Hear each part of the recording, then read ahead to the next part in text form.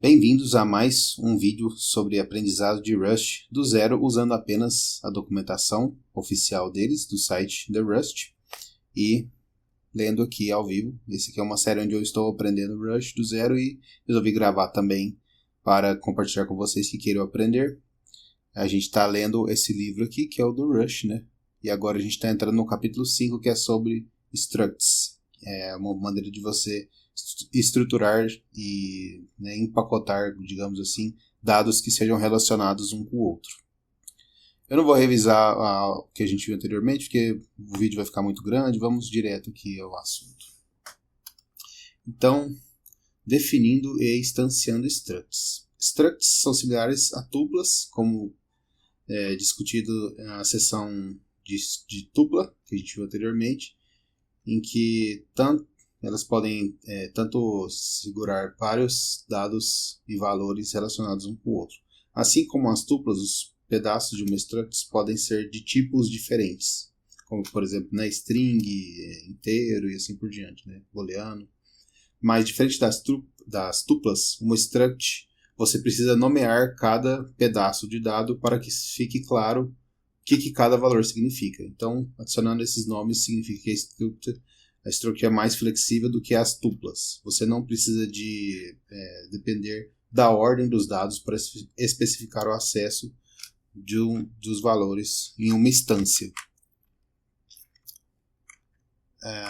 Então, para definir uma struct, a gente define usa a palavra keyword, né, a palavra reservada struct, e seguida do nome da struct inteira. Né? O nome da struct deve ser algo que descreve a significância daqueles pedaços de dados que estão agrupados juntos. Então, inclua as chaves para a gente definir os nomes e os tipos dos pedaços de dados que a gente vai chamar de campos, né? Assim como em outras linguagens, os campos.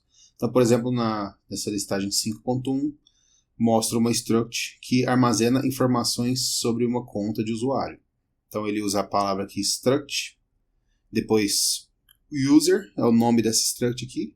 Então, é uma struct que vai juntar dados sobre usuários, né? Então a gente pode ver aqui que tem, por exemplo, um campo ativo, né? Que é um booleano que vai dizer true ou false se esse usuário está ativo ou não. Segundo, um username, que é do tipo string, que é o nome de usuário, né? E portanto tem que ser uma string. Terceiro, um e-mail, que também é uma string, que vai guardar o e-mail desse usuário. E por último, um sign-in count, que é um unsigned de 64 bits, ou seja, um contador de sign-in, né, de quantas vezes esse usuário logou. Então, podem ver que todos os dados aqui estão relacionados ao usuário, são coisas relacionadas a um usuário. Informações, né?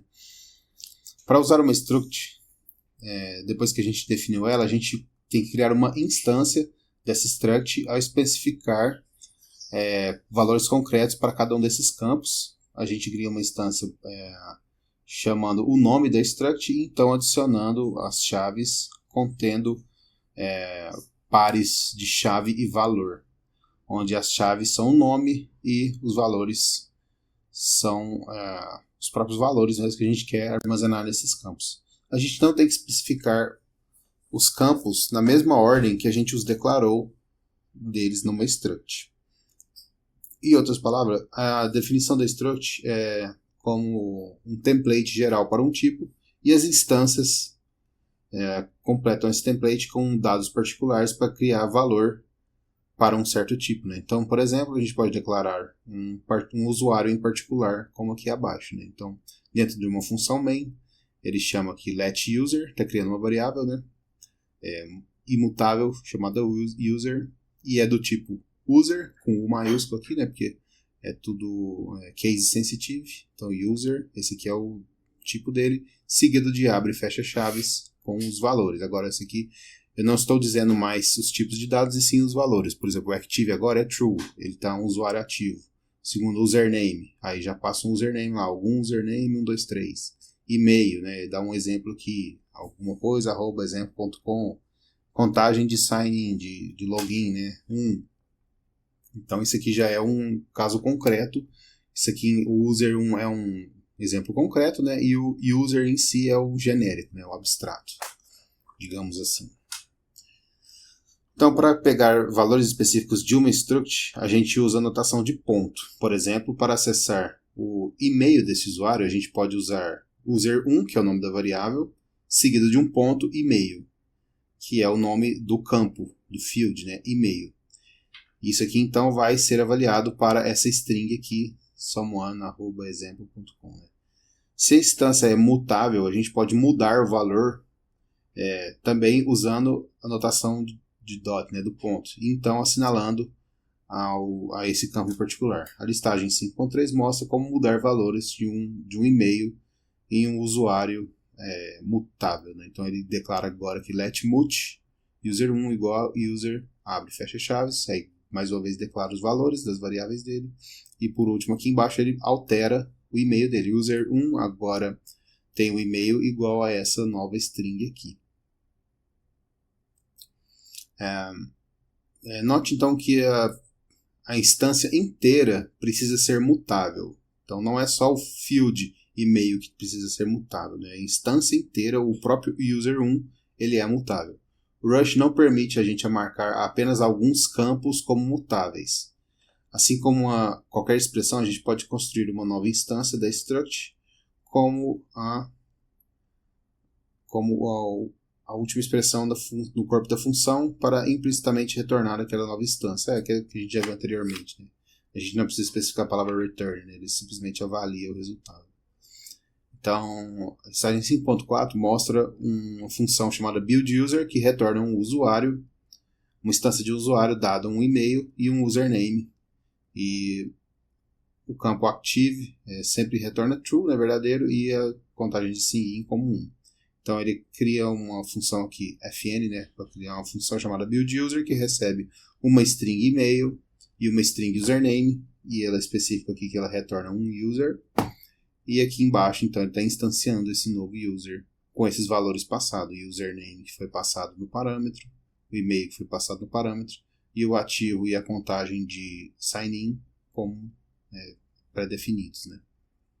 Então, faz sentido nomear uma função, os parâmetros de uma função com o mesmo nome dos campos da struct, mas tendo que repetir o e-mail e username das variáveis é um pouco tedioso. Se a struct tivesse mais campos, repetir cada um dos nomes ficaria mais chato ainda. Por sorte, temos um atalho conveniente.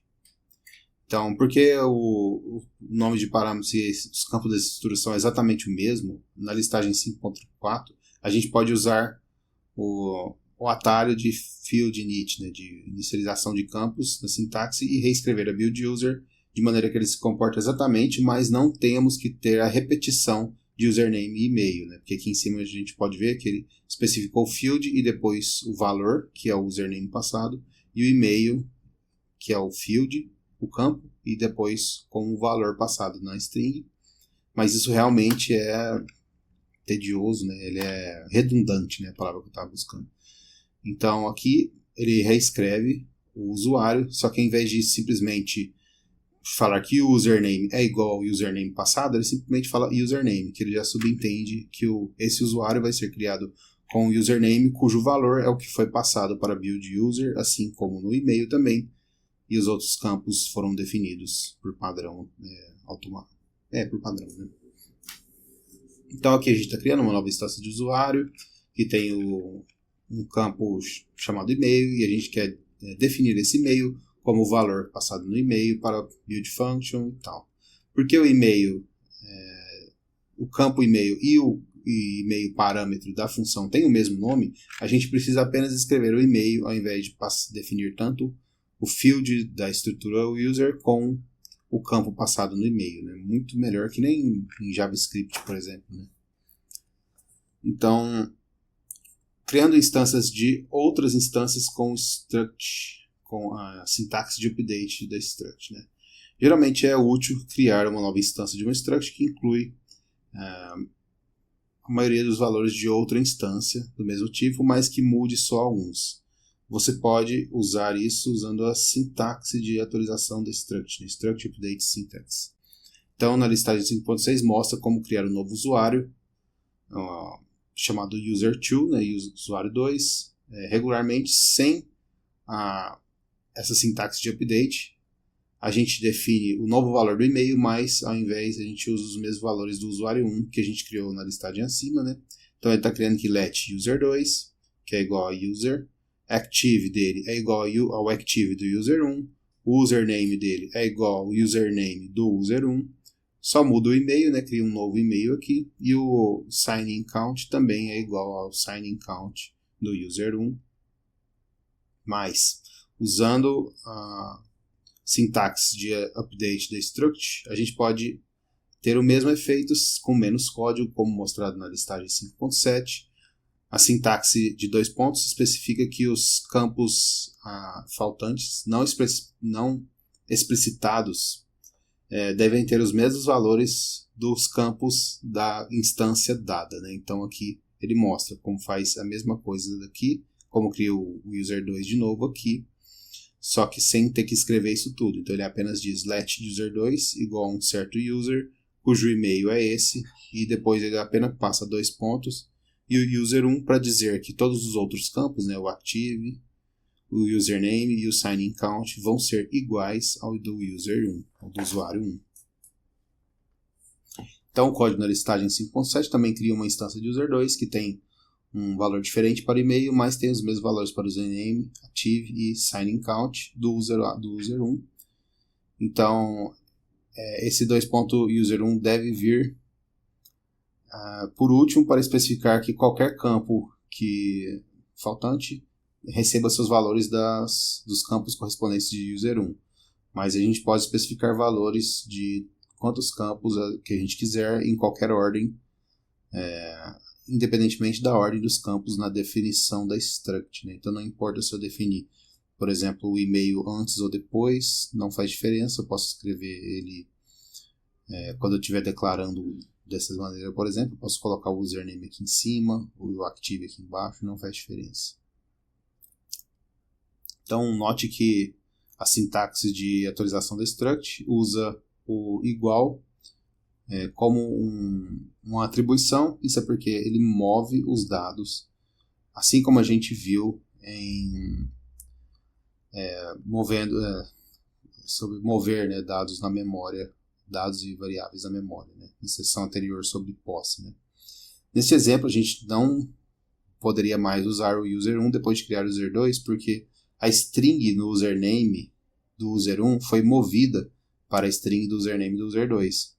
Se a gente tivesse dado ao user2 um novo valor de string, tanto do e-mail e do username, e apenas se tivesse usado o active e o sign-in count do user1, então o user1 ainda seria válido depois de criar o user2, porque tanto o active e o sign-in são tipos que implementam a característica de copy, e então o comportamento que a gente discutiu como stack only data, né, dados apenas na stack, né, que é o copy, né. Afinal, esses campos aqui, booleano inteiro, né, são dados pequenos com valor pré-definido que vão estar sempre na stack com um tamanho que a gente sabe, né, então não precisa de alocar memória na heap para elas.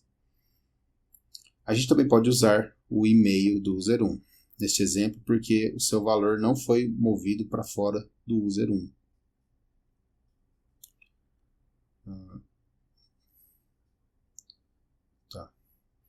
Então, usando tuplas,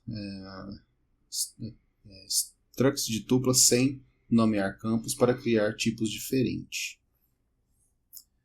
Então, o Rush também apoia, né, suporta uma estrutura que parece com tuplas, chamada tuple structs, né, structs de tupla, e as tuplas, tuple structs têm adicionado o significado da struct, mas não tem os nomes associados aos campos. Ao invés, eles apenas são tipos, eles apenas têm os tipos dos campos, né? Eles só dizem os tipos aqui, por exemplo, só i32, né? Então as tuple structs são úteis quando você quer dar a tupla inteira um nome e fazer da tupla diferente de outras tuplas, e quando chamar cada campo na estrutura regular seria muito verbótico, né? Seria redundante, né? Seria muito... eu não sei qual que é a palavra em português para verbose, né? verborrágico. Então, para definir uma struct tupla, a gente começa com a palavra struct, né, com a palavra reservada struct. Então, o nome da struct seguido pelos tipos, ou seja, só os tipos, não os nomes da tupla. Por exemplo, aqui a gente vai definir duas tuplas structs, uma chamada core e outra chamada ponto. Então, a struct chamada core tem 3 campos de inteiro signed de 32 bits, né? E o ponto também. 3 campos de signed de 32 bits, que, por exemplo, aqui poderia ser um RGB, né? Red, o green e o blue, daí o point também poderia ser o X, o Y e o Z. Então aqui ele define uma instância de uma cor chamada black e 000, né? Porque é o RGB, para o preto é o 000, e o origin também está criando uma variável chamada origin, que é do tipo point, também com as 3 variáveis, 3 membros dela, né? 3 campos com valor 0. Então note que o black e o origin, os valores deles são diferentes de tipos, porque eles são instâncias de diferentes structs. Cada struct que você define tem seu próprio tipo, mesmo que os campos dentro da struct sejam do mesmo tipo, né? Nesse exemplo aqui todos eles têm i32, né? Então, por exemplo, uma função que recebe como parâmetro o tipo core ou color não pode receber um point como argumento, como parâmetro, mesmo que os tipos deles sejam todos feitos de inteiro de 32 bits. Né? No entanto, a tuple struct são similares às tuplas no que você pode destruturar deles em seus pedaços individuais usando a notação de ponto, seguido pelo índice para acessar um valor individual. Diferentemente de tuplas, tuple structs requer que você nomeie o tipo da struct quando você for destruturar elas. Por exemplo, a gente poderia escrever let point xyz igual origin para destruturar os valores de origin, criando então 3 variáveis, uma chamada x, outra y, outra z. No caso, recebendo do objeto origin, né? Ou seja, a gente criaria 3 variáveis do tipo i32, valendo 0, e seriam lidas a partir desse objeto origin definido aqui. A unit-like structs, structs estilo unit sem nenhum campo. Não sei o que é isso, vamos ver. Você também pode definir structs que não tem nenhum campo. Esses são chamadas structs unit-like, porque eles se comportam similarmente a um abre e fecha parênteses, né, uma função. O unit type que a gente mencionou no the tuple type section. Não, desculpa, isso aqui é uma tupla vazia, né? Isso aqui não é uma função, que a gente viu anteriormente lá no capítulo de tuplas mesmo, né? Esse abre e fecha parênteses aqui vazio. E structs unit-like podem ser úteis quando você precisa de implementar uma característica ou algum tipo, mas você não tem nenhum dado que você quer armazenar no tipo em si. Então a gente vai discutir traits, né, características no capítulo 10, mas aqui dá um exemplo declarando e instanciando uma struct unit chamada always equal. Então ele simplesmente chama struct always equal, e mais na frente aqui ele pode criar uma variável, né, que ele chama de subject igual ao always equal. Então para definir o always equal a gente usa a palavra struct, né, o nome que a gente quer e então um ponto e vírgula. Não precisa de nenhuma chaves ou parênteses. A gente pode então ter uma instância do always equal no object subject da variável de maneira similar, usando o nome que a gente definiu, sem nenhuma chave ou parênteses. Imagino que mais tarde a gente implementaria o comportamento desse tipo, tal que, por exemplo, para cada instância de always equal sempre igual a outra instância de outro tipo. Talvez para saber o resultado de algum propósito de teste. Esse aqui está só exemplificando. A gente não precisaria de nenhum dado para implementar aquele behavior, aquele comportamento. A gente vai ver isso mais no capítulo 10 sobre como definir traits e implementar eles em qualquer tipo, incluindo Structs Unit Like. Para finalizar aqui então, vamos ver sobre posse dos dados da struct, já que a gente acabou de ver um capítulo sobre posse, né, sobre ownership, então vamos ver. Na struct user, definida na listagem 5.1, a gente usou a string, o tipo string owned, né, possuído, ao invés da slice da string. É verdade, ele declarou como string e não como slice de string. Isso foi uma escolha deliberada porque a gente quer que cada instância dessa struct que tenha posse de todos os seus dados e para que aquele dado seja válido à medida que a struct inteira é válida também. Também é possível que structs armazenem referências a dados que sejam possuídos por algo além, né? Mas para fazer isso, necessitamos do uso de lifetime, né? Tempo de vida, uma característica do Rush que a gente vai discutir no capítulo 10. Lifetimes, ou tempo de vida, garantem que o dado referenciado por uma struct é válido à medida que a struct é válida. Então, vamos supor que a gente tenta armazenar uma referência de uma struct sem especificar o lifetime, né, o tempo de vida, da seguinte maneira, e não vai funcionar, ele já adianta. Então ele cria uma struct user que tem um campo ativo booleano e o username é uma slice de uma string, o e-mail é uma slice de uma string, né, e aquele outro campo também está aqui, um unsigned 64.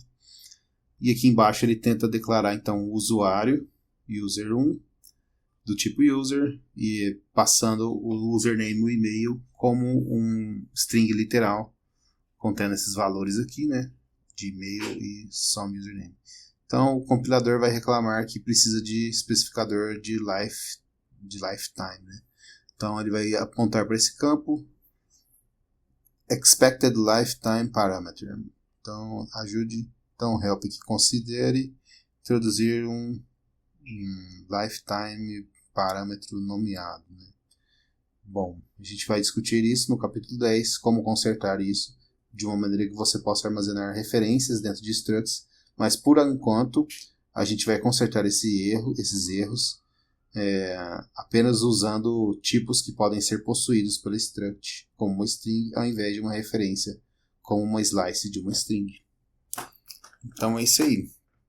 A gente vai ver mais adiante como que a gente armazena uma struct como uma referência a um endereço de memória, né? Beleza, esse foi o vídeo de hoje. Vimos aqui como uma introdução de como declarar structs, né? Structs, declarar os tipos, né? A sintaxe, os valores, como você declara uma outra struct a partir de uma anterior, como você aproveita os dados, os nomes das variáveis para não ter redundância, né? Que nem a gente faz, por exemplo, no JavaScript, como você declara uma variável a partir de uma variável struct a partir de uma outra variável struct também, usando essa referência aqui de 2 pontos e o nome da variável anterior, também, assim como no JavaScript, né? Acho isso ótimo. Essa sintaxe aqui economiza muito, é muito bom de escrever dessa maneira. Vemos também que tem como declarar uma struct sem nomear os campos, apenas dizendo os tipos dos campos, né? Como aqui, declara uma cor, que tem apenas os inteiros, ou um ponto também, né? E também que tem como declarar structs sem nada, né? Sem campo nenhum, só o nome de uma struct mesmo. Então, esse é o vídeo de hoje, eu agradeço a presença de todos e até a próxima.